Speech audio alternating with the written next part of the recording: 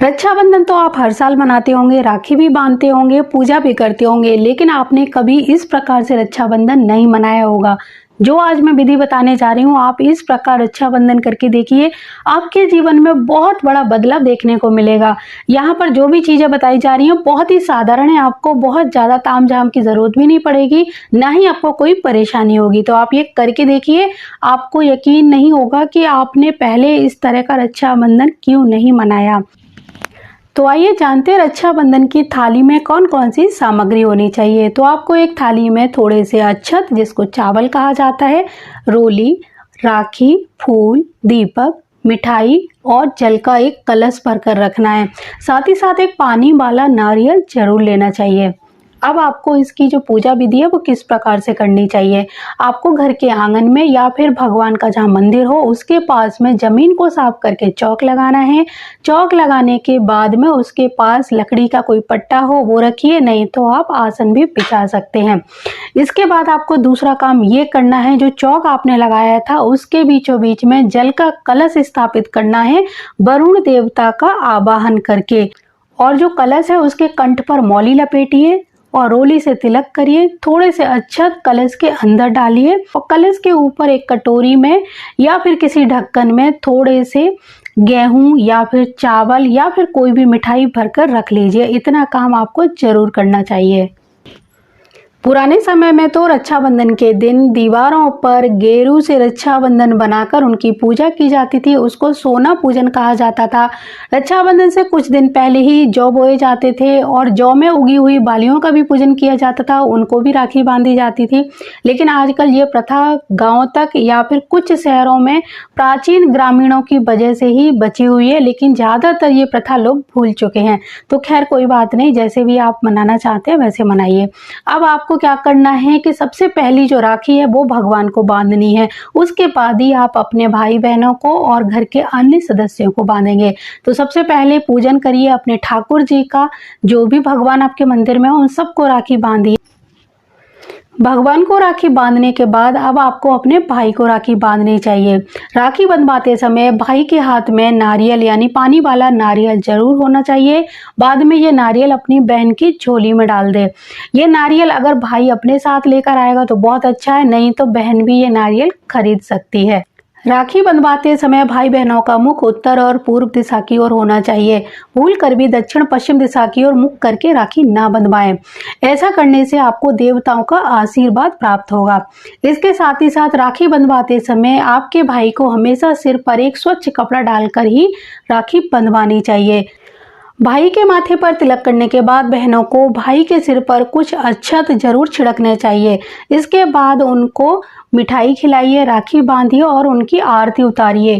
कहीं कहीं तो ये देखा गया है कि बहनें अपनी आंखों का काजल निकालकर भाई को नजर दोष का टीका लगाती हैं। तो जो भी प्रथा आपके यहाँ हो वो जरूर करिए। भाइयों को राखी हमेशा दाहिनी कलाई पर बांधनी चाहिए और भाभियों के राखी हमेशा बाहिनी कलाई पर बांधनी चाहिए। अगर आपको पता हो कि आपके भाई का शुभ कलर कौन सा है तो आपको उसी रंग की राखी जरूर बांधनी चाहिए, जिससे कि उसके जीवन में और ज़्यादा खुशहाली आए। अगर आपके एक से अधिक भाई हों तो एक ही नारियल बारी बारी से हाथ में पकड़कर राखी बंधवा सकते हैं, नहीं तो आप अलग अलग नारियल का भी प्रयोग कर सकते हैं। बाद में ये नारियल अपनी बहन की झोली में ही डालना है।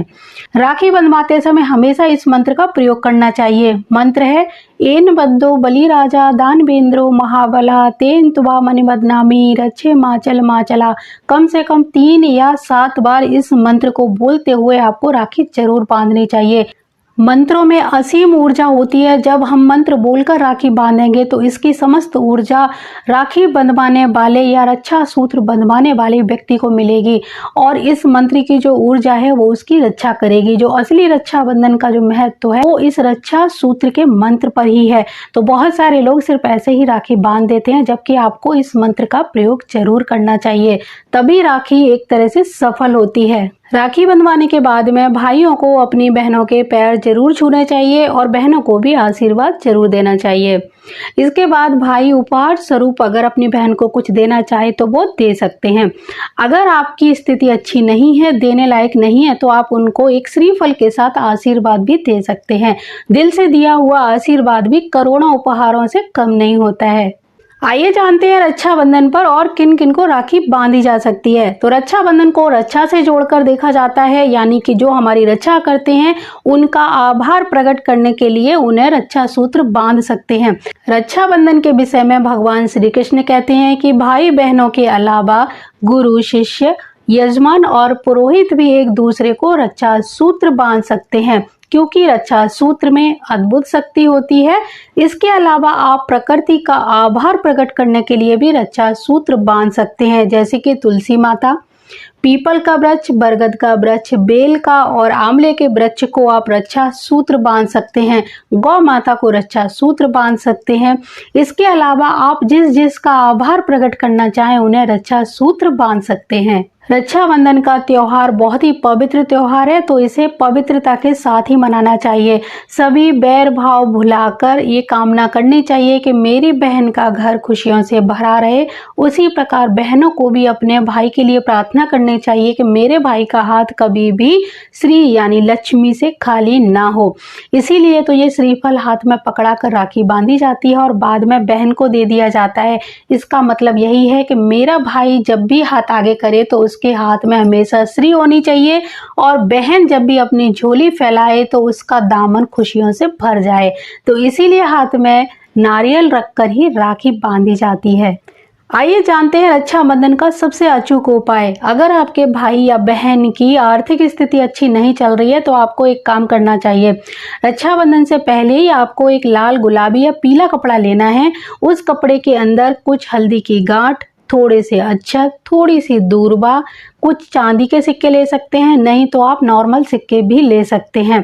इस तरह से 4-5 चीजें जो मैंने बताई हैं इनको रख कर आपको एक पोटली बनानी है, और इस पोटली को अपने मंदिर यानी पूजा घर में रखना है और वहां बैठकर कनक धारा स्रोत का 3 बार कम से कम पाठ करना है। आप ये उपाय रक्षाबंधन से अगर पहले करते हैं तो बहुत ही अच्छा रहता है। और जब रक्षाबंधन हो, जब बहन आपके घर आए या भाई आपके घर आए, तो जिसकी स्थिति ठीक नहीं है ये पोटली उसकी झोली में डाल दीजिए और उसको बोलिए इसको ले जाकर अपने गले में रख ले। पूरी साल इसको सुरक्षित रखे और अगले साल बहन को ये पोटली वापस देकर नई पोटली ले ले। यकीन मानिए बहुत अच्छा उपाय है। आप 1 साल के अंदर अंदर अपनी आर्थिक स्थिति में बहुत अच्छा बदलाव देखेंगे।